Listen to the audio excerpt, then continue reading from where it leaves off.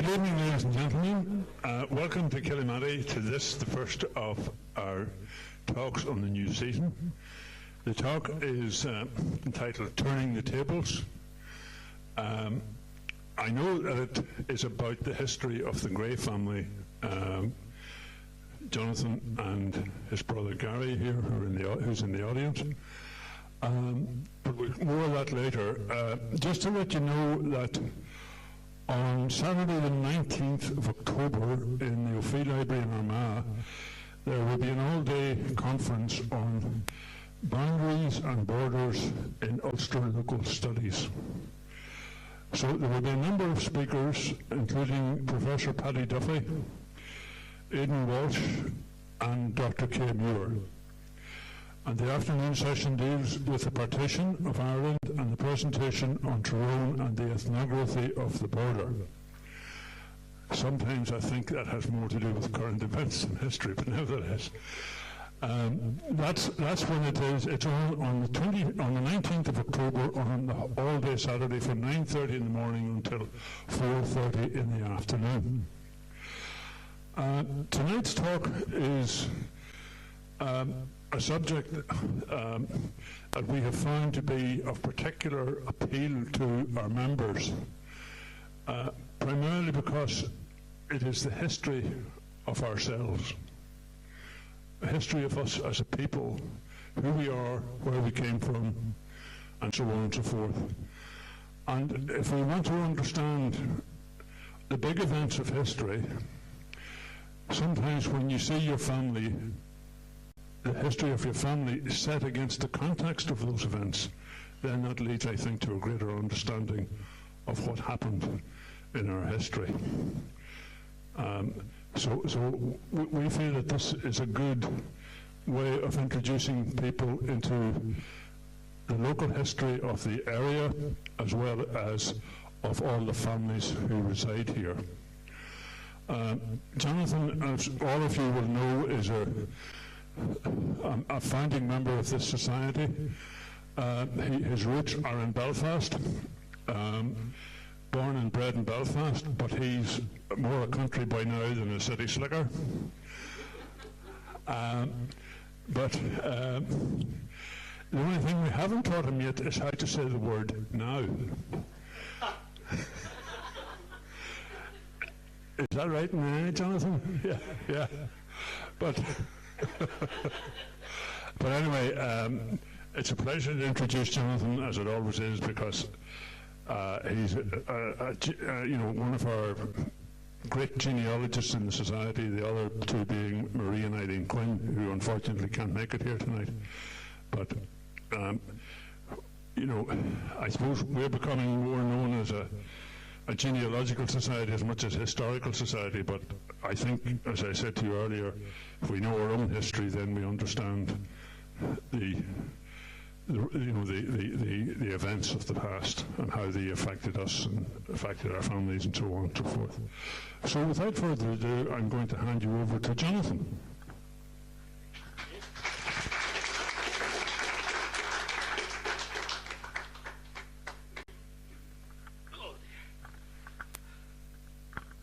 I put this thing up here for my comfort as much as anything else. I thought the only thing that was missing here was that wonderful seat that Dave Allen had, for those of you who are old enough to remember Dave Allen, and the lovely wee side tray with, of course, the whiskey. I don't think we'd get away with that here, would we, really? No. Yeah. It's always the young ones that let you down, isn't it? Yeah. I'll tell you later, Pet, all right? No, as Brendan says, the way this has come about, I mean, my brother Gary, who's in the audience tonight, it's great to have him and his wife Christine, and one of his lads, Simon's here with us. So, my brother Gary had been researching the family for many years before I got involved. I was occupied with other things, we'll not go into that. But I started to get involved in it too, so we've been sort of working away at it together for years now. And it's great when it's not just yourself doing it, because one person will see things another person doesn't and stuff like that there. So we've discovered so many things in this sort of journey. And really, I have been doing so many genealogies for other people down here. that I thought it was only fair that I expose our skeletons when I've spent the last 10 years exposing everybody else's. So fair's fair. So hence, Turning the Tables was the name of the talk. I wanted to begin just this title slide. This image, by the way, I only discovered quite recently. It's a sketch that was in the Belfast Telegraph, I believe, in 1962. And the man in the picture is Alexander, or Sandy Gray, and he was the last working Gray blacksmith. And he lived beside the forge, the family forge in Ballylesson, and worked until he died in, I think, about 1988 or 1987 or something like that. And he was about 83. He worked right up to the end. And there was a feature in the paper or something about rural sort of traditional crafts and things. And the Telegraph's artist came and drew this picture of Sandy at the family forge. And we'll see a wee bit more about that in a slide or two. But it's amazing to have that, and I can't wait to get it framed. Because it's not just a card, you know, an image of a blacksmith at work. It's actually to do with the fact that Sandy was using an electric-powered forge at this stage. You know, no hand bellows anymore. I'm sure he was only too glad of that. But it's the fact that I know the person who's in it. I probably did meet him without even realising it when I was much younger. I believe he was at my grandmother's funeral, and I wouldn't have known him at all. But anyhow, I'll move on. So the story of the Greys. You can't really avoid history when you're doing your own family roots. And really what I'm doing here is taking the knowledge of the name Grey back as far as we possibly can, okay? And the earliest suggestion of where the Grey roots are is, believe it or not, the Vikings. And this map is really showing how the Vikings progressed from their roots in Scandinavia, Norway, Sweden and Denmark over about 3 centuries to raids initially into other countries and then settling. So in the 8th century, the Vikings are pretty much confined here to this part of Europe, Scandinavia. And then by the 9th century, they're actually beginning to raid in Southern Ireland. They raided in Ulster as well, and even settle in places. And eventually we ended up with the course of Vikings settling in Dublin. The Vikings more or less founded Dublin and Waterford. They never settled in Ulster. Basically down to the O'Neills. One O'Neill in particular, Niall Cally, who beat them 3 times, and I think the Vikings had decided, right, we've got the message. So although they continued to raid Ulster, they never found the confidence to settle. So one of these other forays across Europe was in the 10th century, and the Vikings settled here in this part of France, which became known as Normandy, from Northmen, okay? So, this is the earliest known photograph of my relative. Now, I can tell you, I know which one I'm related to in the photograph. Can anybody guess which one I'm related to?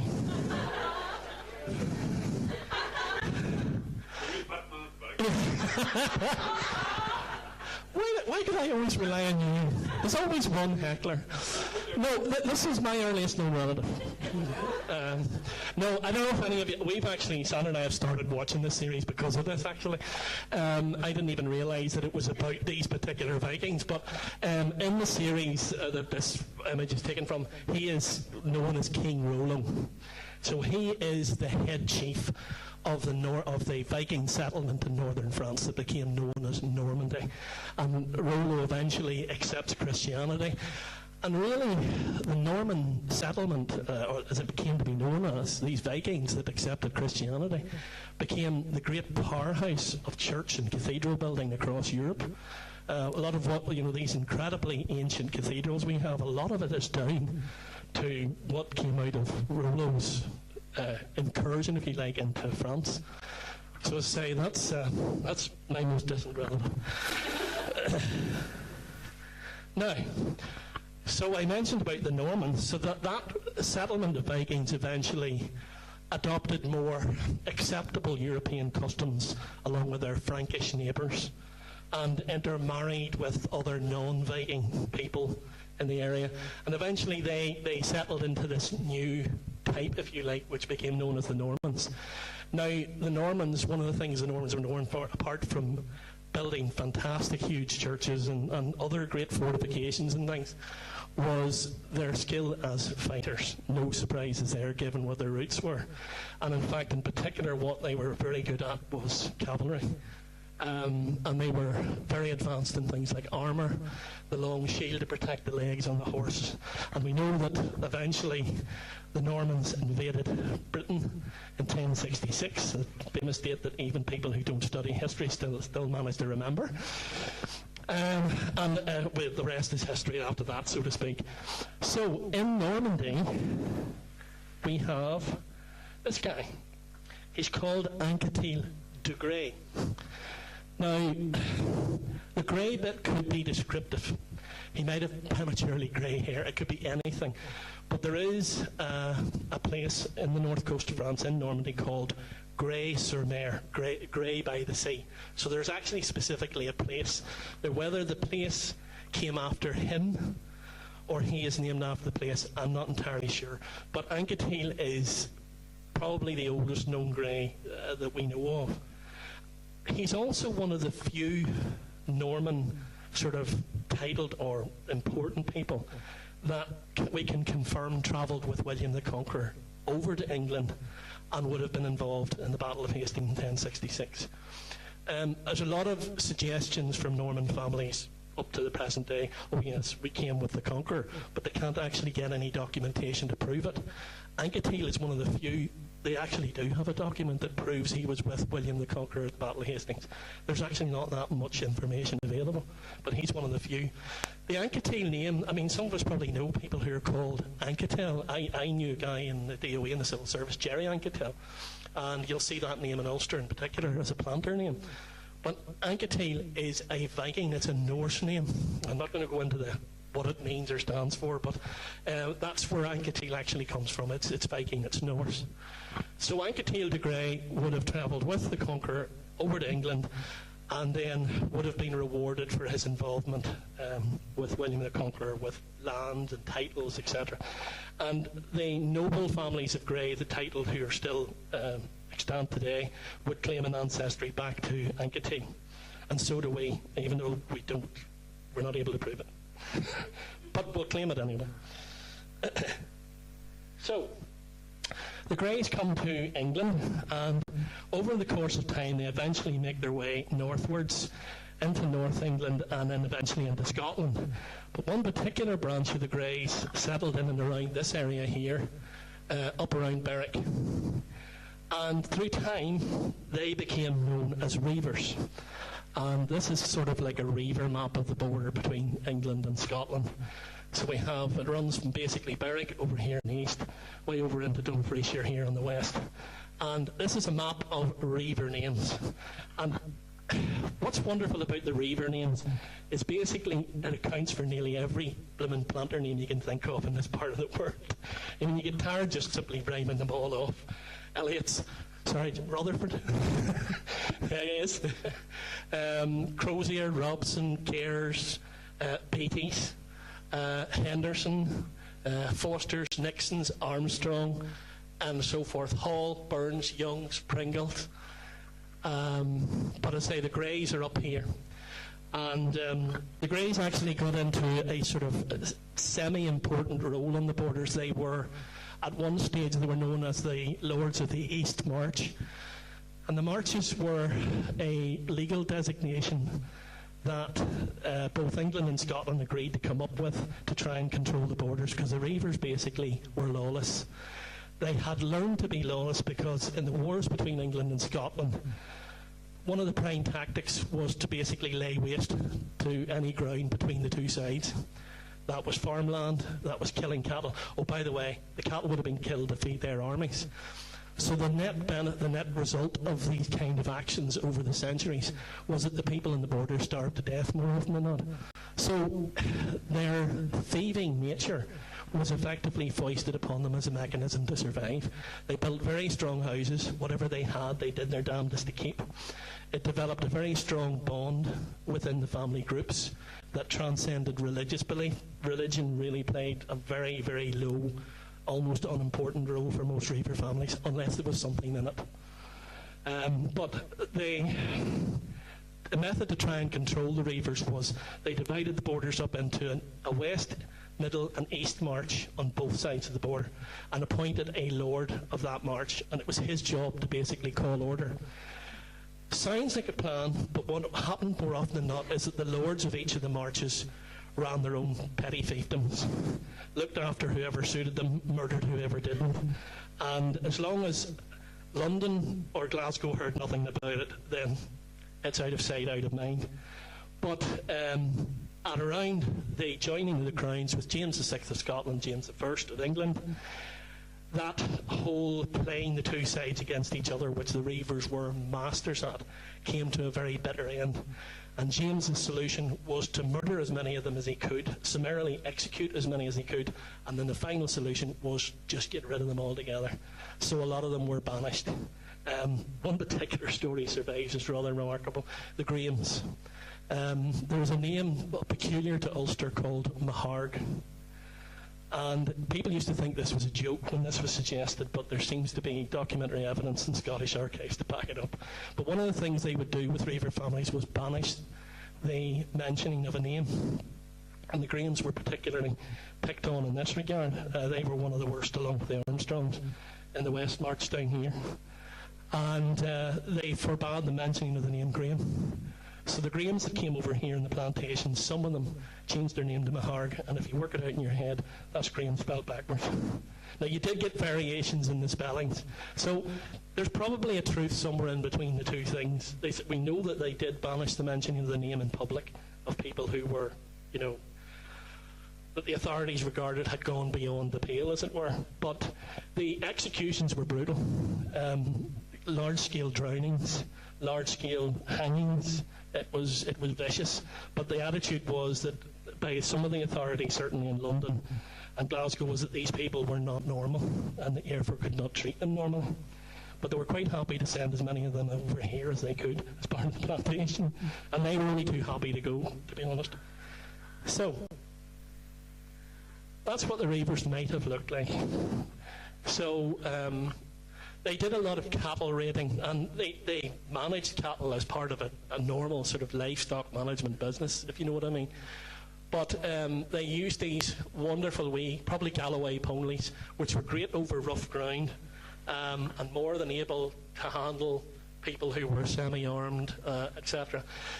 They adopted the German helmet, the late medieval German helmet, and that coined the phrase the steel bonnets, because it was said that their raids usually took place during the summer and at night, in ideally moonlight. So people who weren't Reivers panicked every time there was a full moon in good weather during the summer, because they knew only a matter of time before they appear. And it was said that the glistening of the moonlight on their helmets was, you know, this kind of struck fear into the ordinary people. Words like blackmail come from the Reivers, and blackmail actually comes from the name blackmeal, which was a form of extortion that the Reivers usually played through local churches on Sunday during services, where they would turn up and effectively extort money or other benefits from the parishioners. So they were highly organised. They would have made the mafia look like schoolboys, to be honest with you. But as I say, it was a method of survival in a very rough world. Now, I came across this website. It's an American website, and somebody was looking at the history of the Greys and other families. And this man, Larry Pierce, in 2013, had written this piece about, were the early Greys Reivers? And rather, almost, what? He quoted this. Other researchers, mostly internet reviews of primary sources, agree. In fact, a short video produced by a Jonathan Gray found online offers a good definition and description of border Reivers. So be careful what you say, people. You might have an entire generation of Americans running around out there that think you're spitting gospel. So, and that is actually the video online on our website, and the quote's taken directly from that paragraph. So you just never know. So I'm happy enough to stand over it anyway. But now, from the time of the Border Reivers, the Greys probably were amongst some of the earliest settlers in Ulster and North Down. It would seem that they would have been certainly one of the family names that appeared in the Montgomery and Hamilton plantations, which were about 4 years before the main Ulster plantation. And this is just a very good indicative map. So the blue area here, bluey-purple area, is Montgomery plantations, and then the Hamilton ones are this sort of a stony colour. So we suspect they would have come in with Montgomery. Even though most of the Greys seem to come from around Berwick, they wouldn't have been completely confined to there, and eventually through time families would have spread out. The other thing too is once James came to the throne, it really set the cat amongst the pigeons with the Reivers and displaced a lot of them from their more localised hinterland, and they were scattered all over the place, avoiding the law, avoiding being executed, whatever you want. And then a lot of them found themselves. So 1606 Montgomery settled part of the Ards in this area here. Okay, and there is research was done into a family called the Orrs, O-R-R, which has a lineage in Ulster that dates right back to that early plantation, and one of the marriages is to a girl with the surname Grey, dated 1626. So the person that did that research and got a lot of it from the Montgomery manuscripts suggests that Greys were amongst part of that early settlement in North Down in 1606. So that would be, if you like, our primary source for making that hunch or guess. Now, another one, a very good source for looking up early planters is the muster roll, and this particular one is 1630. Now, the muster roll was an official requirement that all males over the age of 15 had to, when required, appear or muster to a representative of the Crown to make themselves available to fight. And they would also make themselves present with any weapon that they had at their disposal, which could be used by the Crown in the army, whatever. So some would present with nothing because they were poor and they didn't have anything. The wealthy ones might have turned up with an early gun, an arquebus, as they were sometimes known. Other wealthier ones would have turned up with a sword, and then people in the middle, possibly tradesmen, may have been able to either purchase, or if they were blacksmiths, they might have made a halberd, which is like a pike or something like that, even spears. So the muster records all these appearances, and they're recorded against the plantation land that they were living on. So if we look at this one, and this is all County Down, we can see about 12 to 14 odd Greys, so that we know these are all over 15. So 2 of them may be from the same household, they might not be, it just depends. But they're all here. Viscount Ards land, which is that Montgomery plantation I told you about, Viscount Clanaboy's land, town of Bangor, Lordship of Dufferin, Great Ards. So it's all the same sort of area. The only one's Cromwell and Melvins. That's not the Cromwell, by the way. So the 1630 muster roll shows a significant number of Greys living in County Down, in North Down in particular, in 1630. So they could be descendants of that early plantation in 1606. They may be part of the main plantation that would have come in 1610, but we can put Greys in significant numbers in that area in 1630, quite confidently with that document. Now, having been there in that part of County Down for so long, eventually some of that name rubs off. And this is Grey's Hill in Bangor. And it would be one of the main routes that people would have taken down in the years to go down to the promenade. Of course, there's a new marina, and well, the marina's been there a while now. But I would have known about this quite early on as a young child, because we would sometimes holiday in Bangor, because there was a wonderful place off the bottom here called Piggy Pool. And if you lived anywhere near Belfast, you probably were in Piggy Pool at some stage. And there was a bit of a beach around it and everything.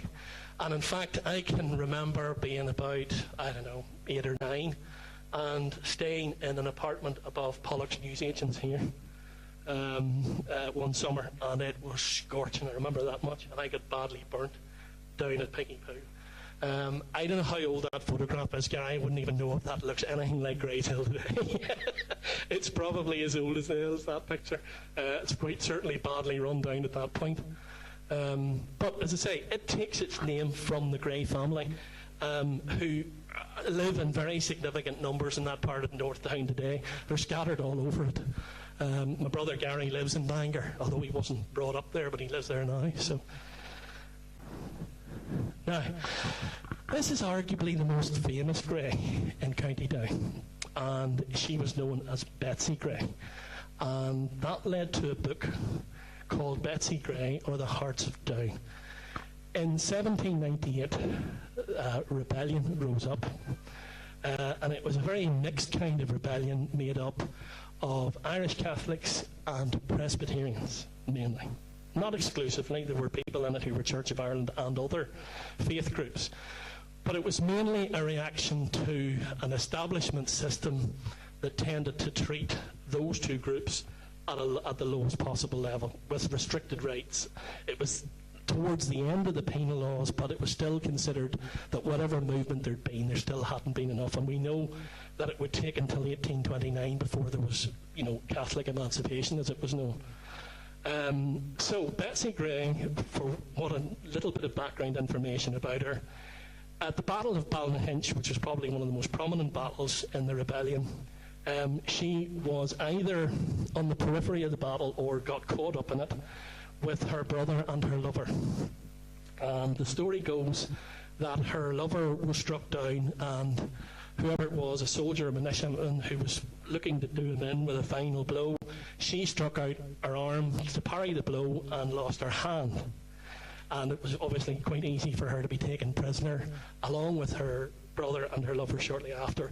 Now, the thing that's not talked about that much about the rebellion was the aftermath. And particularly after the Battle of Ballynahinch, the authorities' reaction to anybody that they caught and taken prisoner was nasty in the extreme.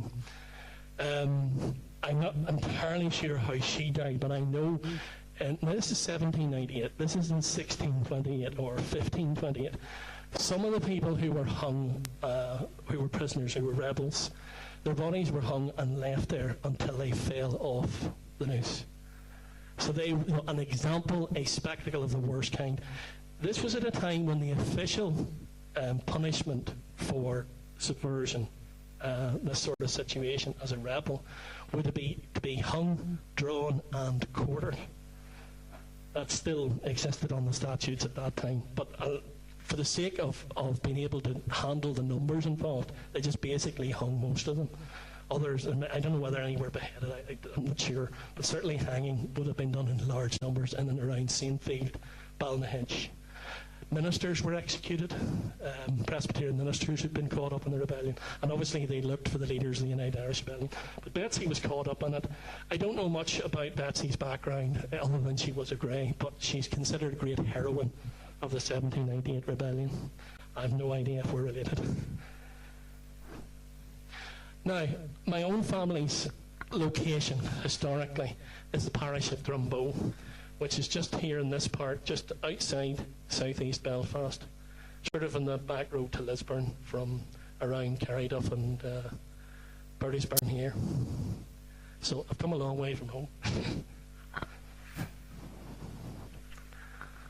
Now, this is my family tree, as best as my brother Gary and I can put the thing together. Through the normal sort of conventional means of birth certificates and registrations and parish records and everything, we can fairly confidently get back to around here.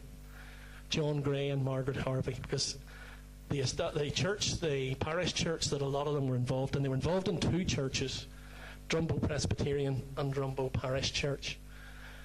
Drumbo Parish Church didn't come along until 1789, so the only local church in the area was the Presbyterian Church, and it had been there since 1655. So likely was the Greys were Presbyterians, and probably had started, some of them, as families do, going to the new church, the Church of Ireland, But more than likely after the rebellion, a large number of them started going here, because this might not have been a good idea after 1798. But, so my father, Robert Lawrence, by the way, I'm the fourth Robert in a row. I'm Jonathan, but I'm Robert Jonathan. So, father, Robert Lawrence, his father, Robert Gray, his father, Robert Gray. And that takes us back to when he was born in 1867. His father, Alexander Gray, and he's born in 1822. Now, with confidence, we can probably believe that his father, William Gray, from this point down to my grandfather's sort of time period, his father, that forge, which is this picture here, was in operation for anything between 200 and 300 years. Now, the existing building, probably 200 years, but I suspect that it might have been something there earlier than that. It's hard to know. They were spread across 3 or 4 townlands in the same part of the parish up here. Ballylesson, Ballynahati, Ballynavally and Knockbracken. And the family, there was enough of them that they were spread across farming, weaving and smithing. Our side, mainly the smithing. But probably the further back in time you go, there may have been more of a mixed trade. With the tithe allotment books, freeholders' registers, which was an early form of voting list, and then eventually leases, we can probably make a very good stab simply because we're in the same townlands, it's the same surname, and following patterns of like Christian names, James, William, John, Alexander, whatever. We could probably make a stab that the earliest traceable relative is James Gray of Ballynahati, born probably 1710. And that wouldn't be a wild stab in the dark, because we have James as a freeholder in 1757, and we have a lease that mentions his 2 sons and a daughter. So we can tie it, and those early leases used to describe the age of the child. And the way the lease worked was it was done for lives. So I would have taken a lease out on land on my 3 children, and I said, right, we will hold this lease until the last of those 3 children dies. Now, there's an element of risk with that, because depending on when you take it out, most children died before the age of 5. A significant number of them in those days, and that continued well into the 1800s. So he's taken this lease out when his children are 18, 15 and 9. So the risk is significantly lessened by that. The other thing you could do is you could take the lease out for the life of the king. And one of the greatest acts of fraud that ever occurred in tenancies in the 18th century was the geniuses that took out a lease on the life of King George III, who practically lived forever. He's one of the oldest, longest serving kings there was. So a lot of tenants did well if they could get their lease on the life of George III. So say this is the forge here at the back of what would have been a cottage originally. It's a bungalow now. And with Gary and I have been in the forge and stuff, and that is exactly where he is standing. That back wall is that hearth where the bellows and the smithing actually was here. So that's that chimney going up there. So fairly confident we could probably get back to about 1710 with the family. Now, how many ancestors do you have? This is more looking into the mechanics of genealogy, and if you're all doing this, this is something you've all come across. So you have 2 parents, 4 grandparents, 8 great-grandparents, 16 great-great-grandparents. Now, you get back to here, you're doing well. But imagine getting back to here, and more scarily, getting back to here. You have 64 great-great-great-great-grandparents to find. So that's a 1 in 1,000, 1 in 10,000 goal for most people. So our own family, here's me and my mother and father. So of the 32 of our 3rd great-great-great-great-grandparents, Gary and I have managed to find 27 of them. So we're only 5 off getting the whole lot, which is really brilliant to be able to do that. We've even managed to find potentially 4 of the next lot. 6 of the 64 great-grandparents. And that really is, you're really on a wing and a prayer on that sort of level. DNA. Some of us already started getting involved in this now. My brother Gary did his Y-DNA, which is where you look at the male chromosomes. They are the best way of tracking your lineage back through time and defining more or less where you came from. It says a lot about you in terms of your ethnicity. And it would be the best way of tracking a relative of the same name as you, that is passed down in another place or whatever. So in this case, Gary had done it as a 37 test, Gary, wasn't it? Aye, something like that. Now, their DNA tests are broken up on the Y-DNA format into what we call haplotypes. Now, this RM269, which Gary's and I would be the same, is the commonest, sadly, the commonest haplotype amongst males in Europe. Would anybody want to guess how many men today have a haplotype of RM269 in Europe? Yeah, it is when you're trying to find things out, Bren. 100 million. All right? Now, to sort of put this in context for you, because the potential here to explode a lot of our history is very real in this. There is another haplotype called RM222. And because of the people that it's found in, it has now got its own name. And it's called the North Ulster type, or Northwest Ulster type. And 22 to 25% of O'Neills are of the Northwest Ulster type. But the vast majority of O'Neills are the same as me and Gary, RM269. So you're saying to yourself, why is there 25% that aren't? It's the whole thing of, do you really know where your name came from? We know that a lot of people would have adopted names, and our Greys may be no different. We could have been called something else, and for whatever reason we changed our name 300 years ago. That would be very hard to prove, but the DNA is the closest tool to helping you understand that. But the reality today is that only 20-odd% of O'Neills can be specifically nailed down to Northwest Ulster, where we know the O'Neills came from Inishowen. So you can see the potential in examining DNA through haplotypes across known naming conventions can start to run you into bother. But this RM269 is found all over Europe, so it's probably Celtic in background. And that would account for a lot of people across Europe. Now, I'm also on Family Tree DNA, and this is my current match list. And I've only one person officially matched on this Y-DNA, and that's Alistair, who would be a third cousin of Gary and I. Gary had already worked out through conventional means that Alistair was probably our third cousin, but this locked it down. Alistair went and did a DNA test without me knowing anything about it. I did mine, and Bob's your uncle. We both turn up proved. So the DNA just locked in what we already sort of had a fairly good idea. So we're third cousins. So our shared ancestor is 4 generations back. Okay?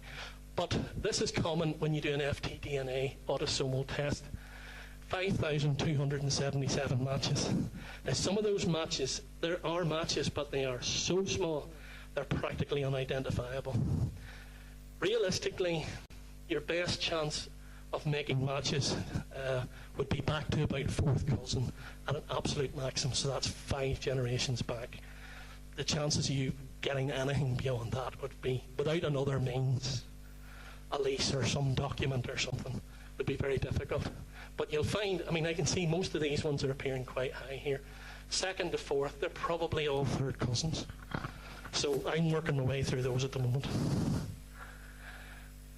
You can also take your FTDNA and your ancestry results and export them into this program called GEDmatch, which is another online website.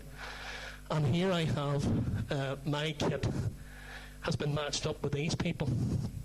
One is in America, in Buffalo, and the other one is in Glasgow.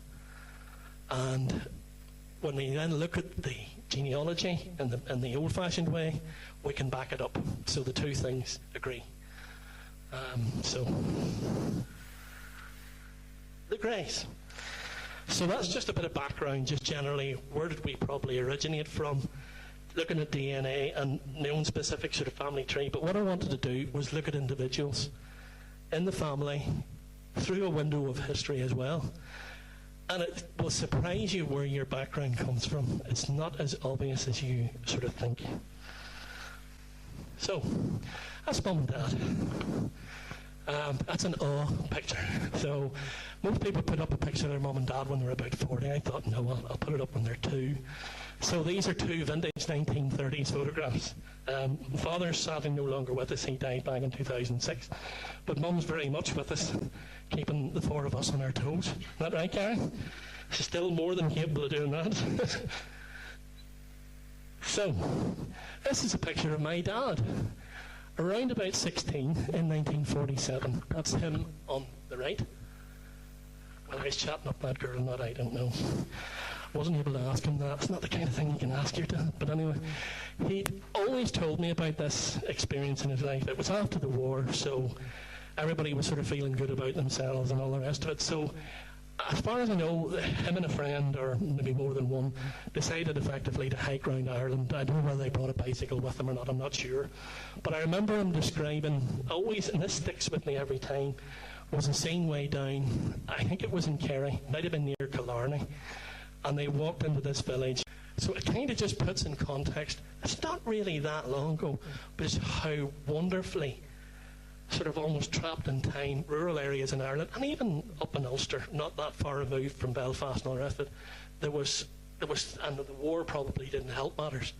And it's this incredible pictures. I remember the meeting an old man one day, way in the Kerry Mountains somewhere, back into nowhere. There were 10, 12 miles from the nearest to anything. And he just met this old man on the road, walking along with a bag of groceries of some kind. His nearest shop from where he lived in the mountains was 10 miles. Nobody would do that nowadays. But he'd probably done it all his life. But it conjured up a wonderful image of that sort of time period. So this is a picture in 1958 of the family in the back garden of my grandmother and grandfather's house in Galwally in Belfast. And it's lovely the colour has managed to survive to some degree. Because it's very typical 1950s, obviously, in terms of style and all the rest of it. This is my brother Gary in the middle, sister Julie, and sister Carrie. And of course, the obligatory dogs. There's always been dogs around the Greys. Always. There's still dogs around the Greys. In our house, anyway. So that's my grandmother, Granny Gray, and grandfather Bobby. And this is my great-grandfather, Thomas Beatty. I think that's Granny Beatty, great-Granny Beatty as well, Gary. And then my dad and my mum. And my sister Julie told me the other day that this was her favourite dress because Granny Beatty made it for her. And that's another indication. Now, rationing officially ended, I think, in 1954. But people had learned to be frugal long before that. And a lot of children's clothing was still being handmade because it was too expensive to buy it. So again, that's another little window into history, just with a simple photograph.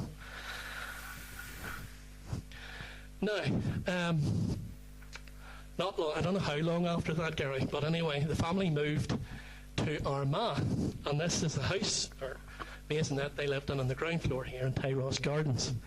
My father was working in the Clogher Valley as an insurance agent. I don't know for many years he did that.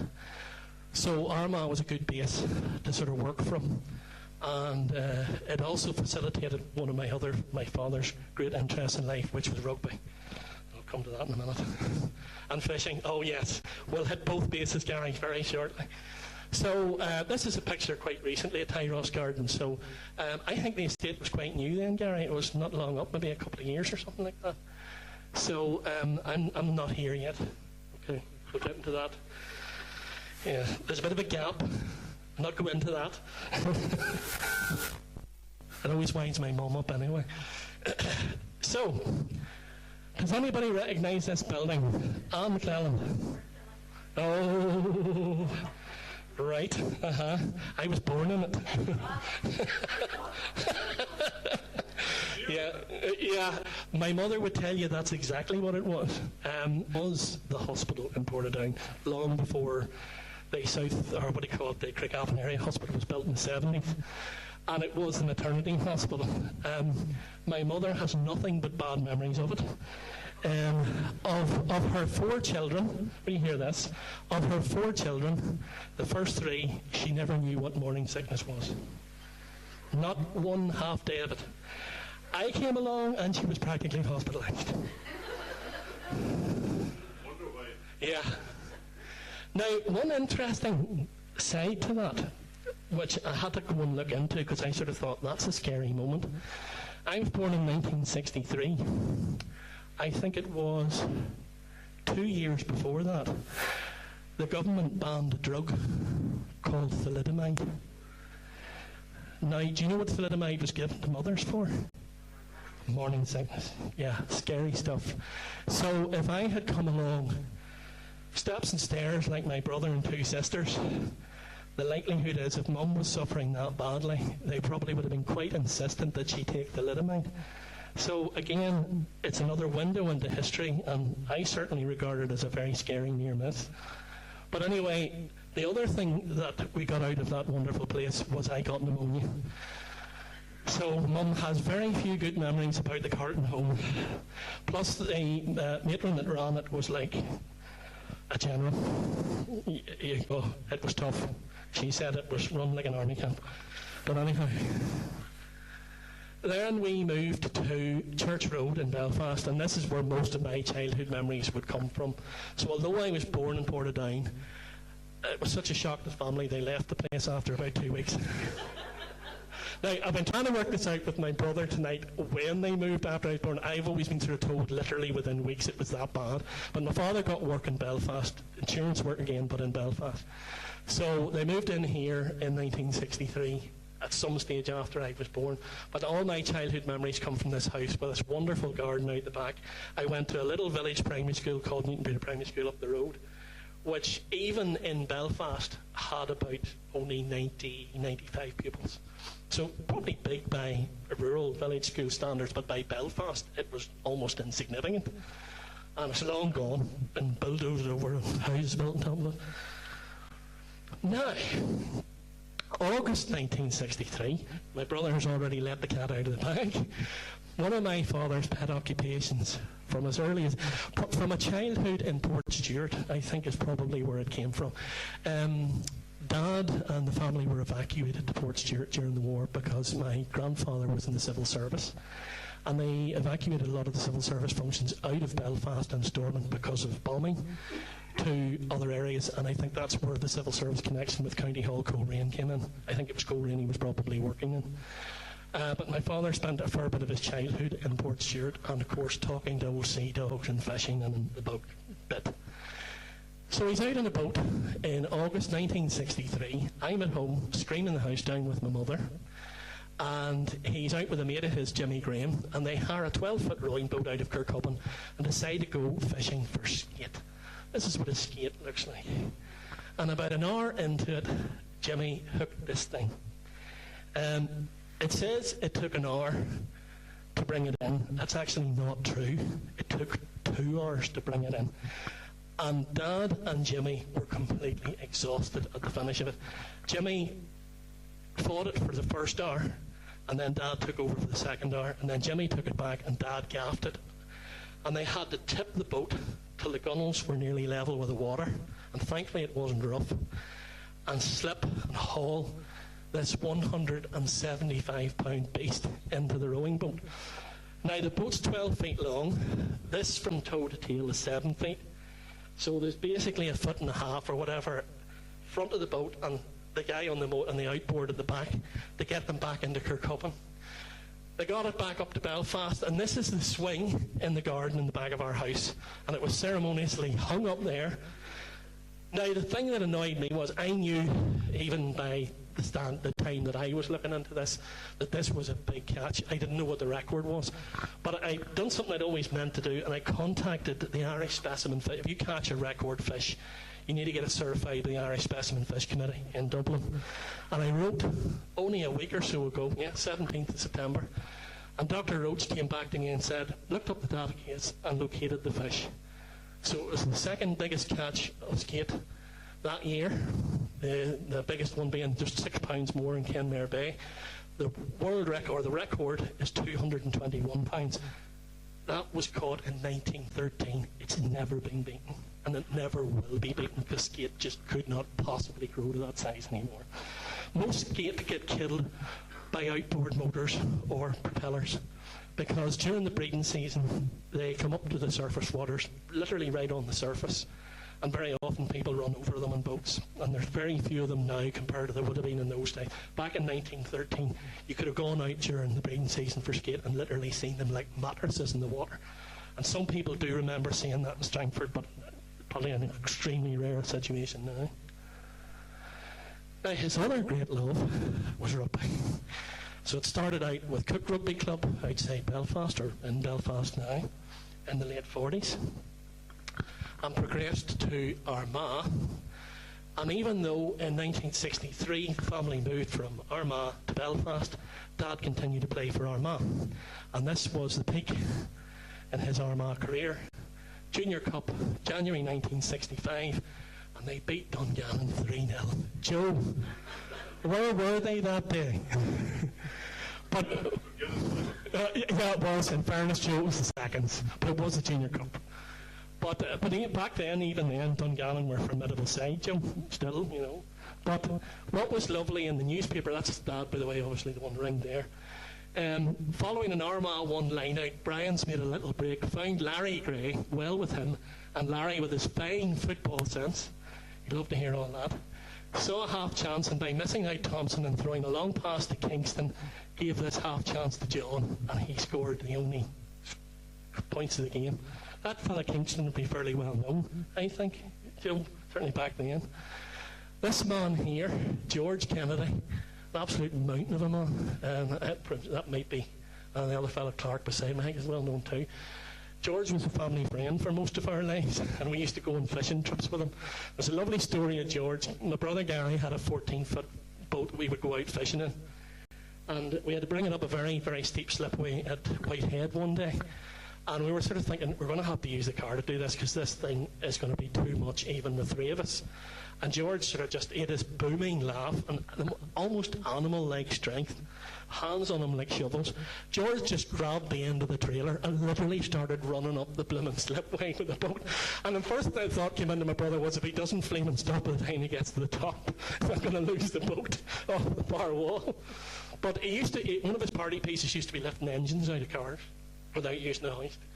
Now, obviously, probably, 1,000cc things, but he was that strong. He was absolutely a mountain of a guy. So, 1972, I would be, 7 by this stage. And this is just a wee photograph taken outside my great-uncle John's house in Bangor. So my grandmother there, and Dad, and Mum, and the obligatory dog. So that's a fashion photograph for the ladies. If you were trying to date that without knowing it, you'd probably guess somewhere between 1967 and 1979. So, now, just going into some characters now of the family. So, this is my grandfather, Bobby. Even my sister Julie still calls him Bobby. I think he's all sort of called him Bobby, even though he's your grand. He was that kind of personality. He died when I was 6, so my memories of him are of this quiet man who was always in the garden, always doing things in the garden or tinkering in the shed. But I don't know, I just have this very strong memory of this deep person, for want of a better word. I think that's the best way to describe it. This photograph, and it's a bit pixelated because I've blown it up, I'm guessing was taken in 1930, and the reason why I'm guessing that is he's very, very happy in it. And 1930 was the year he was married. Now, he was married in Bangor Abbey Church, which is not where this photograph was taken. That is Shaw's Bridge, and that's why I have this postcard. But I don't know, there's just something in my head, just his appearance generally. I suspect that this is a kind of a post-wedding photograph. And of course, Shaw's Bridge area is where the Greys and the lady he married, Isabella Beatty, came from. That was sort of their hinterland. So they may have gone back there for some reason, I don't know. But there are a lot of photographs of Bobby, but this one he is beaming in. And that's quite rare from many of the ones that I've seen. They were married a long time. Now, he was born in 1900 in this house, which is still there, in Coolfin Street beside the City Hospital, off the Donegal Road. So it's probably a 2 up, 2 down, which used to have the loo outside. They're a wee bit more modernised now. But typical brick dwelling, terraced house, built sort of circa 1880s, 1890s. But they didn't stay for long. By this stage, my great-grandfather could no longer work as a smith in a rural sense because there were too many of them, and there wasn't enough horses to shoe and wrought iron work to work, so they were having to become industrialised. So he probably moved to Coolfin Street to work as a jobbing blacksmith in places like Mackey's Foundry, which was a massive engineering concern just up the top of the Donegal Road in West Belfast. So that's probably what brought him there. But the other thing that had happened around that time was the Irish economy collapsed. And most of them very quickly realised they couldn't stay where they were. There just was never going to be any work, or at least not for the foreseeable future. So the best thing most of them decided to do was to emigrate. And my great-grandfather brought the family here. And they lived at Main Street, Bridgeton, in Glasgow. Now this photograph is 1906, and they would have arrived around that time, maybe 1904, and Bobby would have been a very small child. He had two elder sisters at this stage, but they lived in one of these upper tenements. So you've got these 3-4 story stone or brick built frontages with retail on the ground floor and then living spaces above. But there would have been anything up to 6 to 7 families in that one building. Now, you look at that photograph and say, yeah, that looks all right. Street's tidy, tram going down it, proper pavement, there's even gas lighting. Yeah, that all looks really clean and tidy. Until you see the next photograph. That's at the back end of the one, at number 220 was in 1926. Complete slum. So, all is not what it seems on the front and when you actually look in the back. Overcrowding, poor conditions are a road to disaster. Now, this is the population of Glasgow from, well, it's gone back to 1300 right up to 1921.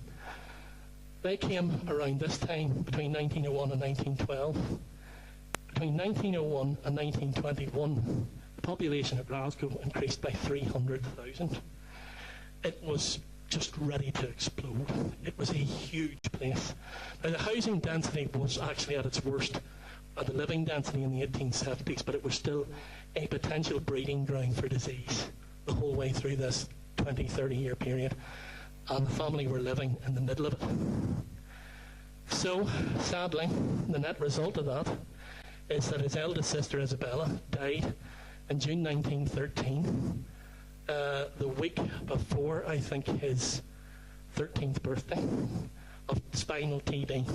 So tuberculosis, but in this case in her spine, it's bacterial infection, and she died of that in the hospital, 18 years old. You'd think quite a healthy age to fight off disease. 1923, his next eldest sister, Susan, or Sissy, dies in January 1920 at the age of 23 from the more normal form of TB, which affects the lungs. In the old days, they called it consumption in the Victorian times. So we can be fairly sure that these probably resulted from poor housing conditions, overcrowding, and rotten working conditions, because both girls were factory workers. So they couldn't escape it. The disease all around them at home, poor air quality, and working in noisy, cramped, dusty environments in the factories, and working long hours, and really nothing good's going to come out of that in the long term. This is Bobby, seen from 1916 to 1945. He joined the Highland Light Infantry along with most of his other mates who were in the Boys Brigade in Glasgow, one of the PALS battalions. And they probably thought this was going to be like a gigantic scouting trip.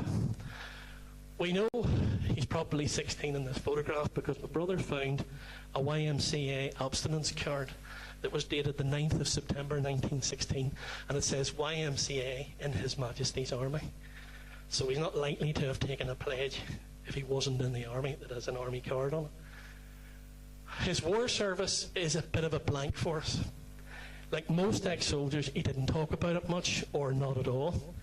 His service record has never been found because a lot of them were destroyed in the Blitz in London. So other than an album of photographs that he had kept that were taken during the occupation period from 1918 through to about 1919, we would hardly know about it at all. One thing that did survive was that my mother, he had told my mother that poor rations and conditions in the front lines destroyed his stomach lining. There probably was a gas element to that as well, because one of the long-term effects of the gas poisoning was that it destroyed the lining of the stomach. And most veterans who survived gas, even though they recovered through the rehabilitation period, found it difficult to digest food for the rest of their lives. The one thing if you see any photographs of Bobby, is he's always thin. Never seemed to have any weight on him worth a hoot. This photograph here, I'm suspecting is 1920 because when they left the army, he didn't leave until 1919. He was in Germany for over a year.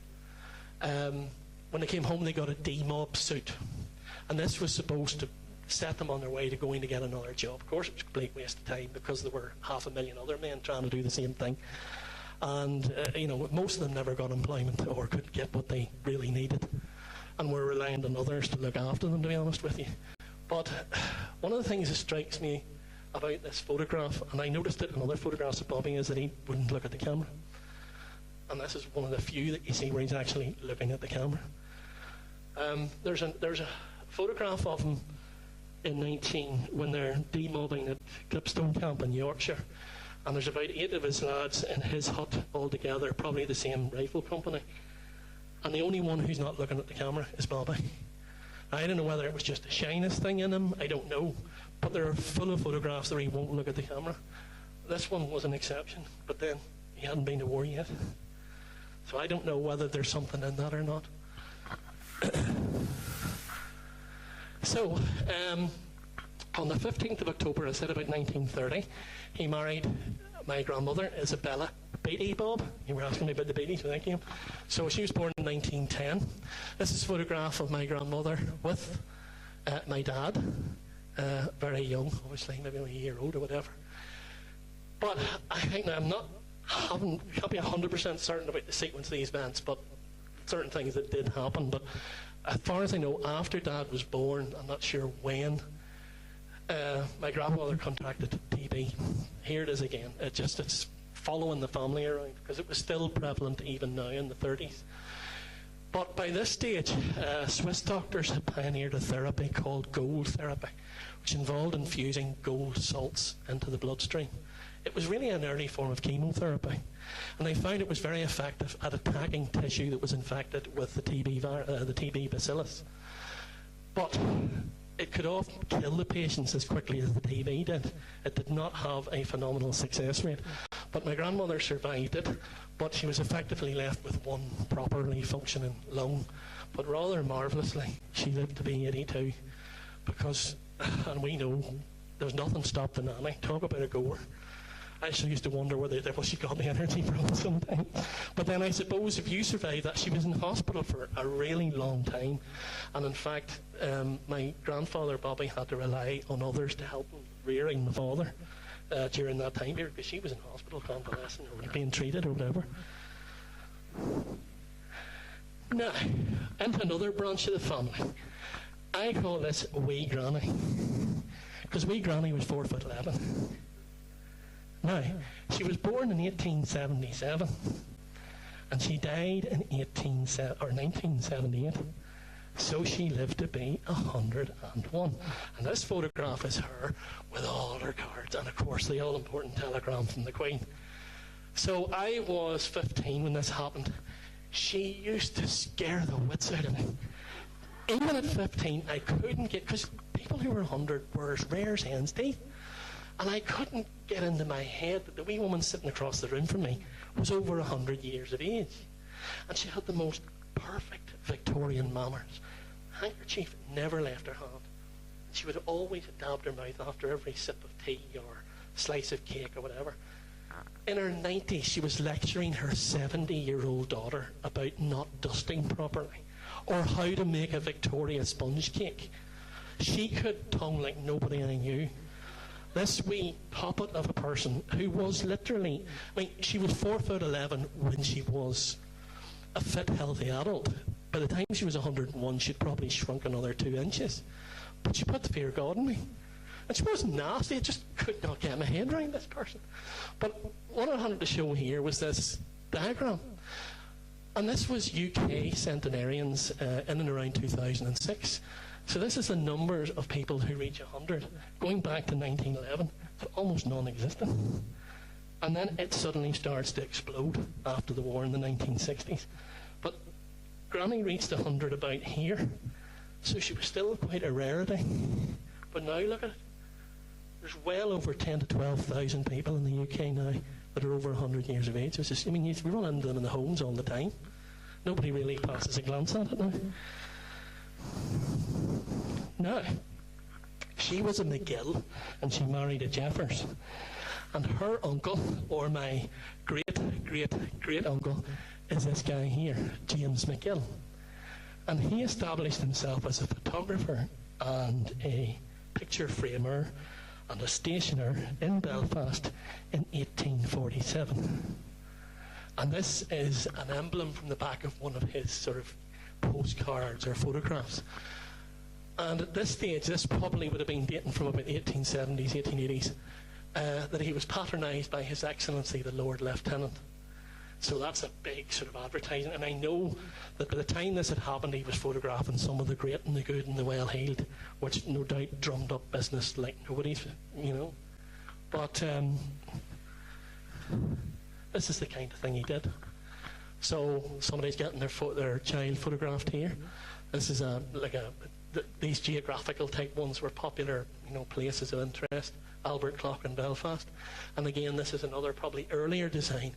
These things are known as carte de visite, pioneered in France in the early days of photography in the 1830s and 40s.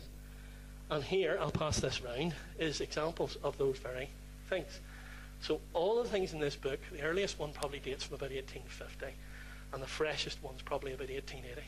So these are all actual carte de visites that James McGill would have photographed and then had printed. The stationery that they're printed onto came from Paris, which was the main place to get that. Now, he did extremely well out of it, and he built a house opposite the railway station in Jordanstown called Clonbarra. Now, sadly, the house was knocked down in the 1980s for this housing development, this sort of almost gated upper-class development kind of thing. But they kept the name Clonbarra on the development. Now, only the other day I ran into a lovely lady, Maud Hamill, from Abbey Historical Society. And Maud knew the last couple to live in that house very well, and she's going to get me photographs of the house, which is lovely. But he died in 1896, and I went to try and find his grave in the city cemetery in Belfast and struggled. And I thought, how did this man be so successful, quite wealthy, and obviously knew a lot of people? And between me and one of the city cemetery staff, we struggled, and then he noticed something in pencil, that there weren't graves. He was buried in a vault. And the vault that he's buried in is the same one, the same area collection, because there only is one set of vaults, as it were, in the city cemetery, with people like Harlan and others of that ilk. And it seems that a man called Henry Crawford gave him this vault, or a gift or whatever, in 1869. And he, James and his wife Rebecca and his 2 girls who never married, Maud and Emily, are all buried in that vault right up to 1937. Now, unfortunately, it's sealed off for restoration works, but I'm hoping at some stage to actually confirm that that's where they are. Henry Crawford, by the way, lived out towards Kiltraw direction and was one of the Crawford family of Crawford's Burn. So that's not surprising that he had a vault in Belfast that he said it, right? Now, so far we've had mixtures of Scottish backgrounds, really. I know the Vikings take us into Europe and all the rest of it, but it's all been fairly straightforward, and Ulster and Ireland and blah, blah, blah. But this is another one of my ancestors. This is my paternal great-great-great-grandfather. And I've called him the refugee because that's probably what he was. He was probably an economic migrant or an economic refugee. But his name was Johann Joachim Theodor Frese. Not Fries, Frese. That's how you pronounce the name in Germany, okay? And that pronunciation, the reason why I'm saying that, it will become apparent in a minute as to why that's important, because that's the way he would have pronounced it and his family. But he came from Waren in Mecklenburg in northeast Germany, what would have been the original East Germany before Prussia, yeah, pretty much. At the time he was born and up until around the 1840s, that part of Germany was feudal. So people who worked the land for a duke or someone of that kind of calibre, and they effectively owned them as indentured servants. So whilst in Ireland you had problems over what religion you were and all the rest of it, full-blown feudal medieval servitude didn't exist by that stage. But here it was alive and well. And a lot of Germans, by about 1840, 1850, in that part of Germany, had enough. They were skilled. One of the skilled trades was sugar processing, believe it or not. But his skill was cabinet making and possibly building organs. Okay? So, this is a record on Ancestry of his baptism in the Lutheran Church in Waren, and it says that his father was Johann Joachim Frese and mother Anna Friedrich Frese. It doesn't record what it might be Peter's. Difficult to kind of read it, and Ancestry sort of copped out and just gave her husband's name.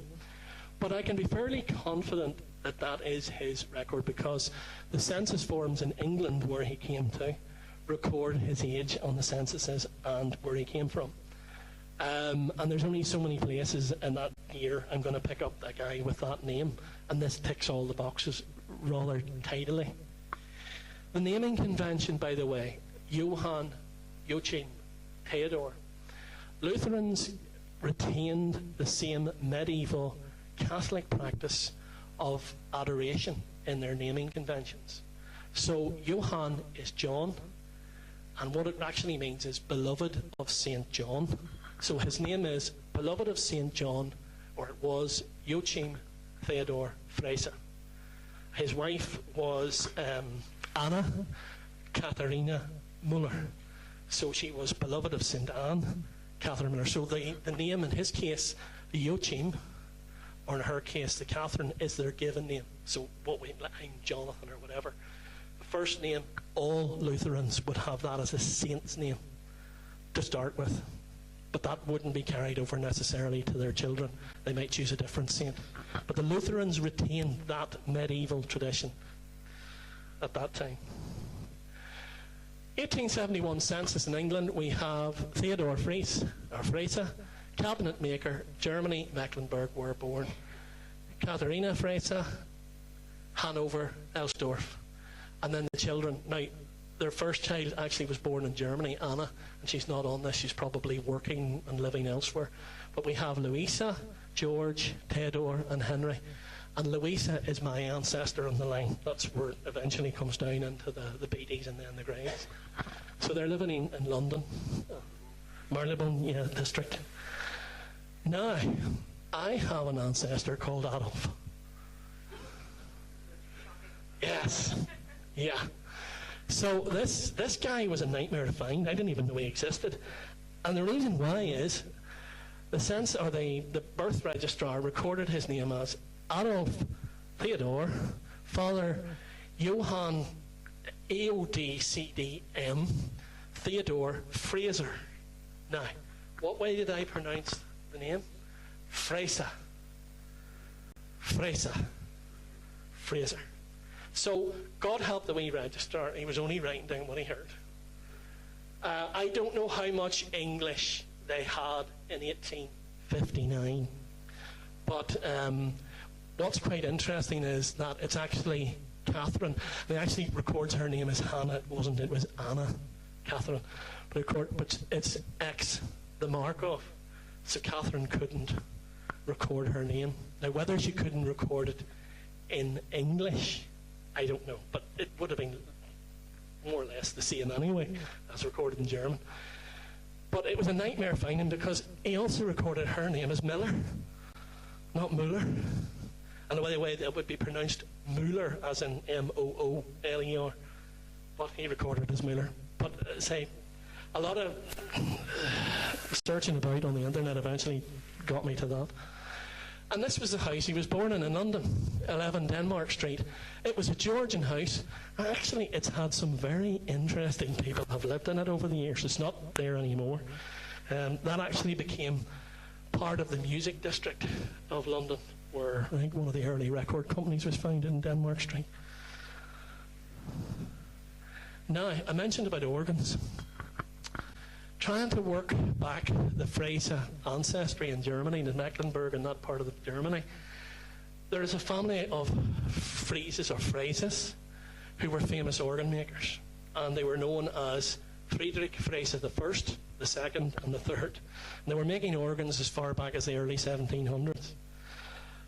There's a possibility that our Phrases are a branch of these Phrases. I'm not sure, but this is an example of Friedrich Frese the Third's organ built in 1869, and it's in the Paulskirche in Sveren. Paulskirche just means St. Paul's. Paul's Church, yeah, Paul's Church, St. Paul's. But I say I've tried to communicate with folk in Germany, sort of organ historical people and whatnot, but I haven't had any luck yet. So, yes, yeah, yeah, yeah. Yeah. Yes. The trade was often one and the same. So they built whatever market they had access to. I think that has come down through Hermie. I think Hermie had said it to me when I met him there a number of months back. Now, next relative, the conductor, I call him. That's not a music conductor, by the way. It's a rank in the army, believe it or not. So he is my maternal great-great-grandfather, John Beattie, conductor in the Bengal Indian Army, 1841 to 1918. This is a particular late-life distinguished photograph, probably taken by James McGill or somebody at that time, I don't know when. Now, this is him as a younger man, and this is his certificate of rank when he's appointed as a conductor in the Bengal Army. So it's a very old photograph. It's 1876 and it's badly worn. But you can see here, to John Beattie, by virtue of the power and authority to us given, Governor General of India, blah, blah, blah, and you rank as conductor on the list of conductors in the Bengal establishment on the 16th day of June, 1876. And what's wonderful about that is my brother Gary has the certificate, the actual certificate. Two of them, that's right, because there were two ranks, subconductor and then conductor. And he also has that. Because when he made it a conductor, he was given a sort of rank. And Gary has that. That has survived down through the family, which is wonderful. So, yeah. Yeah.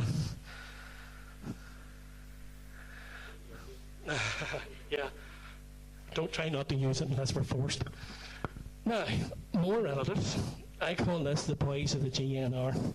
I'm very grateful for coming into contact with Damien Woods, who's here tonight. If you ever want to know anything about the GNR, Damien's your man, because family connection as much as anything else. Now, I was not expecting a family connection to the railways. I'd never heard talk of it. No chance. It just was never going to come up.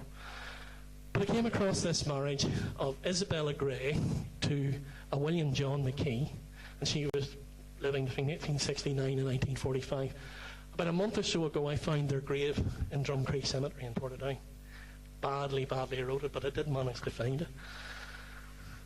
But this is the family. So Isabella, born in Ballylesson, where most of the Greys come from, marries William John McKee in Drumbo Parish Church, which would have been her parish church, obviously, in 1894. And they had 5 children. So they had 1, 2, 3 boys and 2 girls. And what was wonderful when I started putting this together was, now you would have noticed this straight away, Damon, by experience. What on earth is this man at? He never seems to settle anywhere for any length of time. I could not get it into my head. And then something rang a bell. This is before I started looking at newspapers.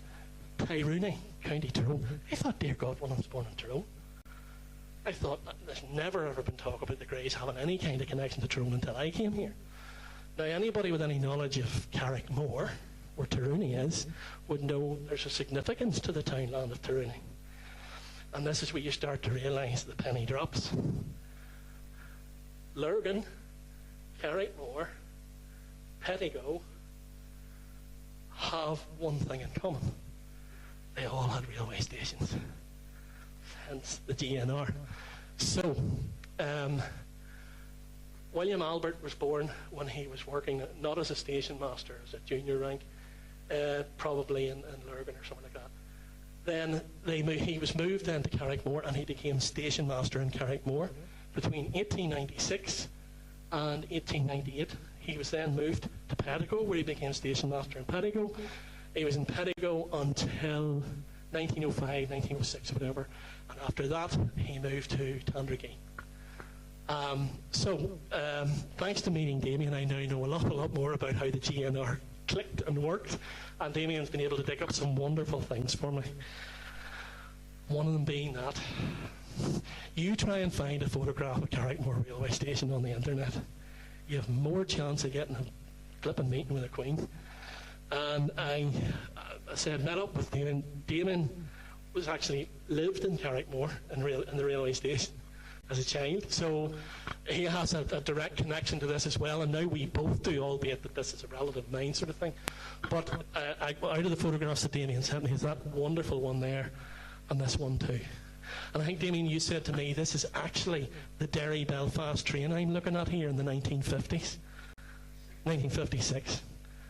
So if you go over, if you think where we are today, that photograph has been taken from the road as you would come up White's Road and into Carrickmore that way. You go over a wee sort of a humpback bridge.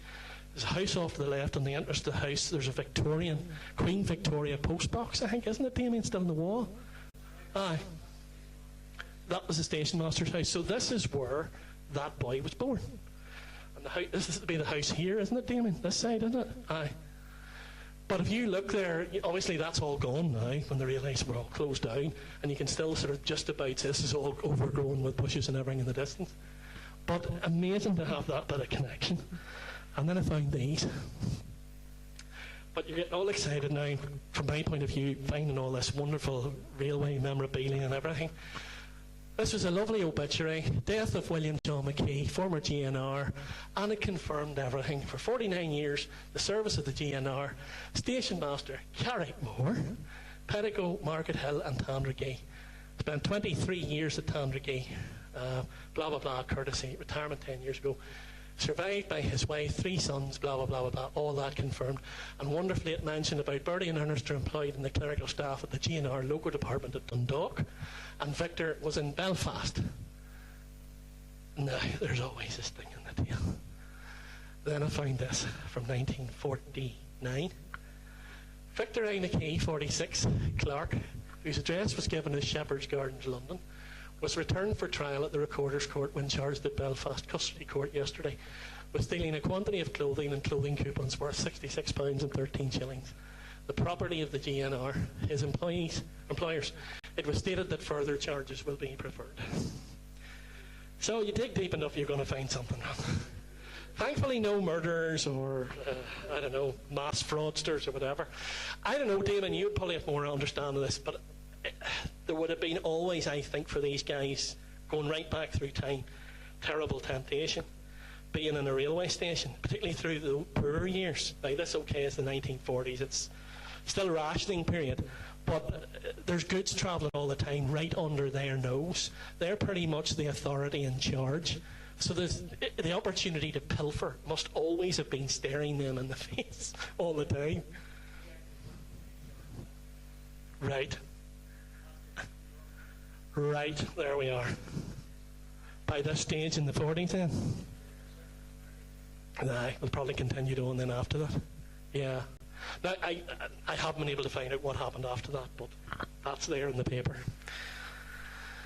Now, everybody looks for the American connection. Transatlantic, Canada, America. Now, so far up until relatively recent time, Gary and I had drawn nothing but blanks. Maybe hints, but nothing. But the DNA is starting to change some of that. But this boy, I've got more than enough evidence to play with. So he's my paternal great-great-uncle, Thomas Gray, and he was a blacksmith, the Gray blacksmith, born in 1865 in Ballylesson. This is a photograph of the city park in Paola in Kansas. Now, this is where there's another potentially dark side, the skeletons in the cupboard. Now, I'm trying to explain. This is the kind of things you will come across all the time. So this is Thomas, and he marries Eliza Jane Burke in 1888 in Drumbo Presbyterian Church. So, local girl, local church. And he's working probably in Ballylesson at the time, in 1888. They had a child. That was 26th of July, 1888. Thomas Jr. was born on the 15th of November. Okay? Sadly, he dies basically a year later. Now, this is his birth registration. Thomas, born 15th of November, to Thomas Gray, Eliza Jane, formerly Burke. He's blacksmith. She reports it, the birth, which again is not unusual for the mothers to do the reporting. But under his name, U.S. America. And that in itself is not that remarkable. What tended to happen with emigrations was the men went out first. Joe Daly, who famously brought the Daly family from Castle Caulfield out to the States, Joe went out before his wife and children as well. So it's quite unusual to do that. What's unusual is what happens next. Eliza turns up a few years later, married to somebody else. On her marriage certificate, she's recorded as a spinster. There is no mention of a previous marriage. Now, this marriage happened. It's documented in the parish records. It's also documented in the civil register. He turns up marrying this girl, Tilly Maud Yater, in Paola, Kansas, in May 1892. And he also records in his marriage certificate that he is unmarried. So, you're left in your mind to fill in the blanks in between. I don't know what happened. Certainly this young lad died very young. But Thomas and Tilly had two children. Another Thomas Jr., born in 1894 in Paola, and Kathleen, born in 1904. Kathleen sadly died in 1911 as a child. But Thomas appeared to live to a ripe old age of 89, nearly 90, and died in Osawatomie, Kansas, in 1983. I haven't been able to locate any other relatives, but what I did find were these wonderful newspaper clippings. 1890, Thomas Gray of Kansas City, one of the best horseshoers in the West, is now permanently located with J. Stokes, the blacksmith, and the horsemen of Paola are highly pleased with his work. His handmade shoes are splendid specimens of artisan skill. No doubt some of them will be on exhibition at the county fair. Mr. Gray has put in his time from boyhood at the trade and is an expert in his line. Those wanting fine work which is warranted to give satisfaction will find Stokes' shop the place to go. Gray can't be beaten, and he solicits patronage on his merits. These are very blowy adverts. No doubt the newspaper reporters have been well paid to glam these things up. And then up to 1912, some 22 odd years later, Thomas Gray held a closing out sale. Last Thursday, Mr. and Mrs. Gray will move to Illinois. The trail goes cold on me at that point, but that's another thing I'm working on. Now, this is the last person in the family I'm going to look at tonight. I've called this a night to remember, and you'll see why in a minute. So, this girl here, Amelia May Prentice Nee Hart, she would have been Hart at this time, was my maternal first cousin twice removed. So you'd say fairly distant, but it's poignant in the family story because of its place in history. So she was born in 1922 to Albert Hart. Albert was a businessman, and he was subject, like many businessmen were in the early 1900s, to the ups and downs, similar to what we've sort of had to live through. And he made his way back and forth across the Atlantic trying to buck the trend. He went to America because of the downturn in the economy here, and then discovered America was in some cases worse than what he'd left, and came home again. By 1939, they'd come home again, and it had failed again, and he thought, stuff it, I'm going back to Canada again.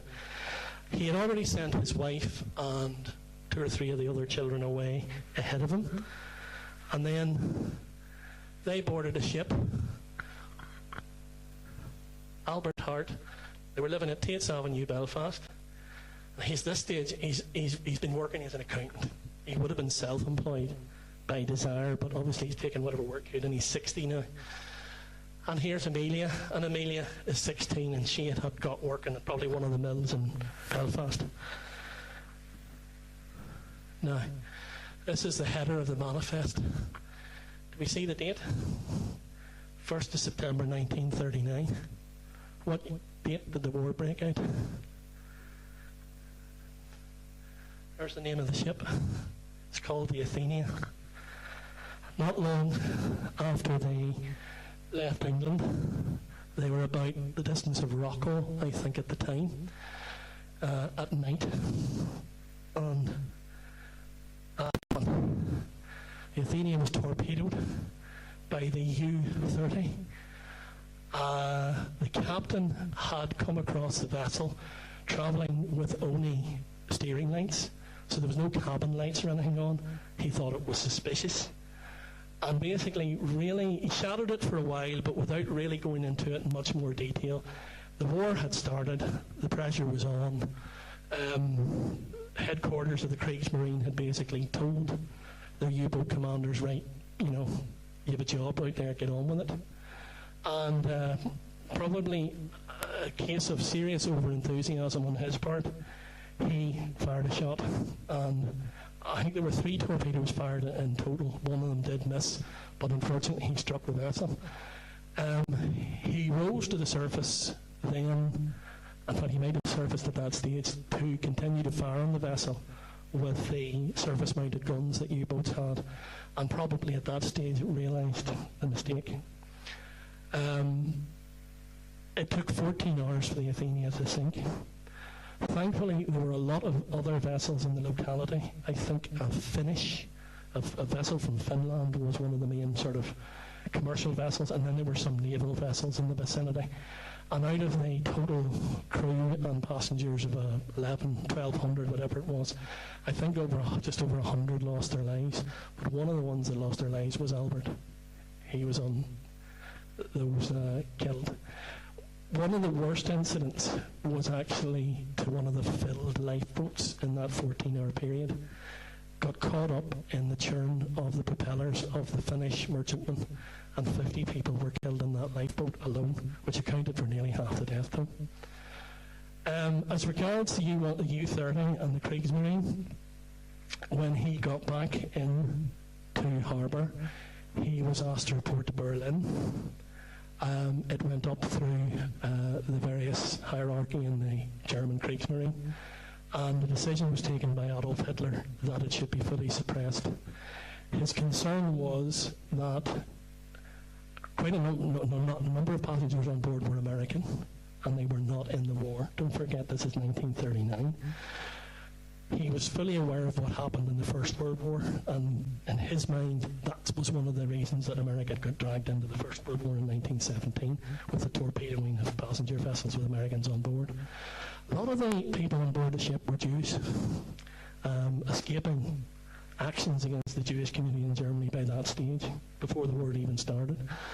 But the reality was the Germans suppressed what had happened throughout the entire war, and for a bit after it, until people started looking into it in detail.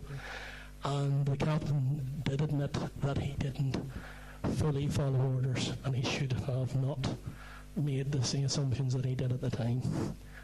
But the result was there, and I say she went down in about 14 hours. Thankfully, she survived long enough to get most of the people on board.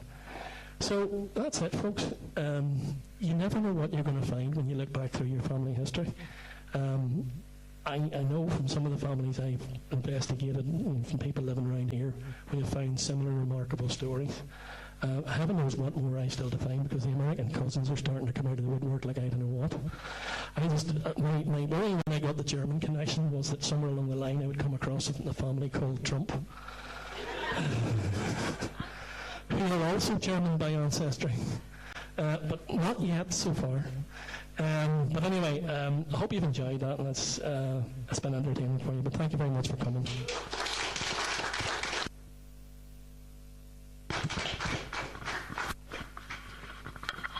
If anyone has any questions, please feel free